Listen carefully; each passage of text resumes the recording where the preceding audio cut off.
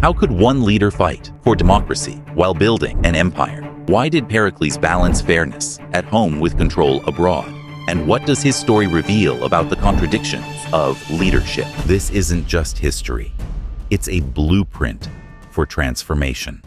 Pericles, the man who defined Athens' golden age, is one of history's most intriguing paradoxes. He championed democracy, empowering citizens to shape their city. Yet, he steered Athens toward imperial dominance, forcing submission from its allies.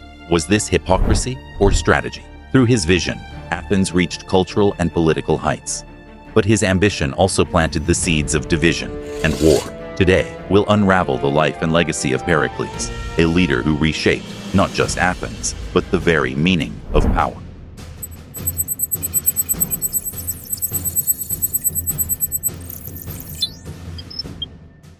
Part 1. The Shaping of a Statesman.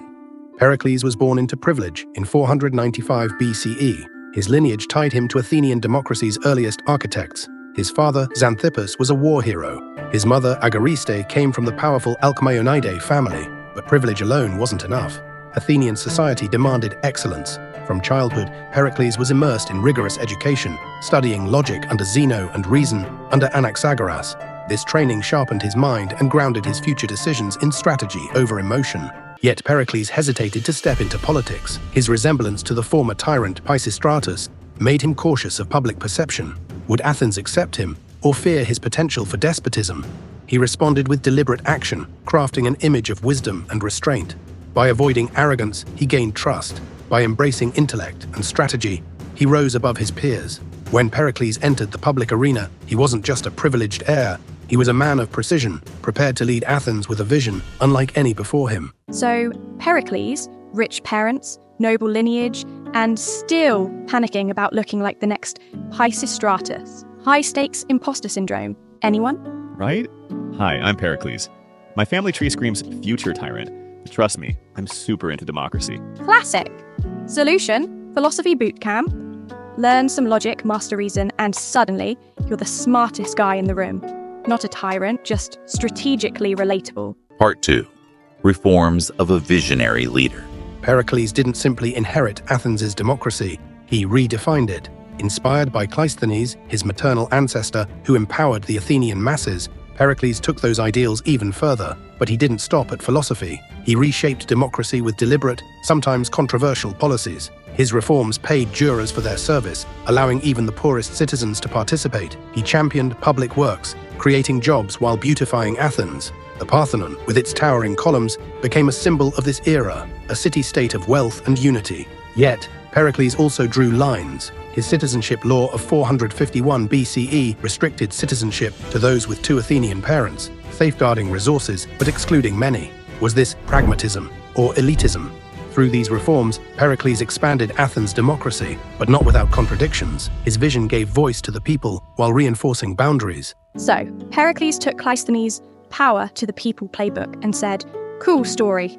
Now let's add jury pay and a giant marble temple for maximum effect. Right. And while he's building the Parthenon, he's like, by the way, you need 2 Athenian parents to be a citizen. Democracy for some, exclusivity for others. Bold move. Expand democracy while quietly gatekeeping it. That's not a reform, that's an ancient mic drop. Part 3.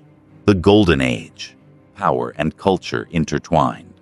The 5th century BCE became Athens' golden age, a dazzling chapter of political triumph and cultural brilliance. At its center stood Pericles, orchestrating the city's rise like a masterful conductor. With wealth from the Delian League, initially an alliance against Persia, Pericles transformed Athens. The League's treasury, relocated to Athens, funded grand projects, from the Parthenon to the statues that adorned the Acropolis. But power comes with a cost. What began as a coalition became an empire, with Athens dominating its allies. Resentment brewed among those forced to pay tribute. Meanwhile, Sparta, Athens' rival, watched with growing unease. Yet within Athens, democracy flourished. Reforms ensured broader citizen participation, fostering civic pride. Philosophers like Socrates and playwrights like Sophocles thrived, creating works that challenged minds and inspired hearts.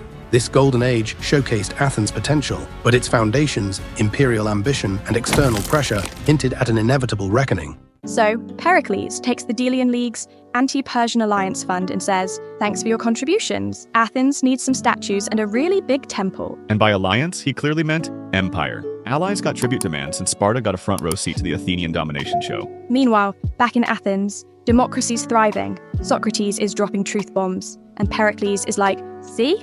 Cultural brilliance totally justifies a little imperial overreach." Part 4. Pericles and the Peloponnesian War.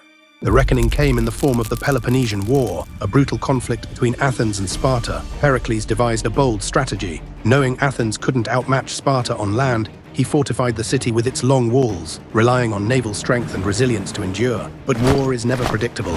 Sparta's invasions ravaged the Athenian countryside, while overcrowding within the city walls bred discontent. Then came a devastating plague, killing thousands, including Pericles himself. Critics blamed him for the war's hardships, calling him arrogant for provoking an unwinnable conflict. Yet his funeral oration, delivered before his death, immortalized Athenian ideals, painting Athens as a beacon of freedom and greatness. Without Pericles' steady hand, Athens faltered. The war dragged on, ultimately ending in defeat.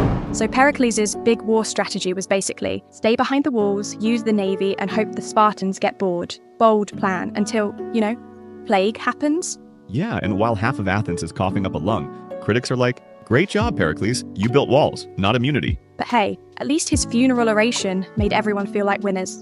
Nothing says beacon of greatness like dying of war, starvation, and a pandemic. Truly inspiring. Part 5. The Pericles Paradox. Pericles' death in 429 BCE marked more than the loss of a leader. It marked the unraveling of a vision that had defined Athens' golden age. His strategies, meticulous and bold, had carried the city to its pinnacle. But with his passing, Athens faltered. Thucydides, the historian, praised Pericles' foresight, describing him as a leader whose plans were steady and deliberate. Yet he blamed Athens' decline on the inadequacies of Pericles' successors, who lacked his restraint and wisdom. Not everyone saw Pericles as a hero of democracy. Critics argue he was the architect of imperial overreach, a leader who betrayed the democratic ideals he claimed to uphold. His transformation of the Delian League into a tool of Athenian dominance, while bolstering Athens' glory, sowed resentment among allies who became subjects. Pericles' legacy is a paradox, embodying the duality of leadership. He expanded democratic participation within Athens, paying jurors and fostering civic pride among even the poorest citizens. Yet, he wielded empire-building power abroad, consolidating control and silencing dissent. His policies reflected brilliance and ambition, but led to devastation as Athens spiraled into the Peloponnesian War. Was Pericles a visionary statesman or a tyrant cloaked in democratic ideals? His leadership inspired cultural brilliance, yet left Athens vulnerable to downfall. So, Pericles dies, and Athens is like, wait, who's in charge now? Spoiler, not someone with a backup plan. Thucydides basically says, Pericles had a great strategy. Everyone else just ruined it. Meanwhile, critics are like, sure, he loved democracy, unless you weren't Athenian. Visionary or tyrant? Let's call it both. He gave Athens its golden age, then gift-wrapped the chaos that came after. Quite the legacy. Pericles' story forces us to confront the contradictions of leadership and power. Can a leader champion justice while pursuing dominance? Can democracy thrive alongside an empire? His life offers no simple answers, only enduring questions. Under Pericles, Athens reached unparalleled heights. The city became a beacon of human achievement, its influence radiating through art, philosophy, and governance. The Parthenon stood as a testament to ambition and vision.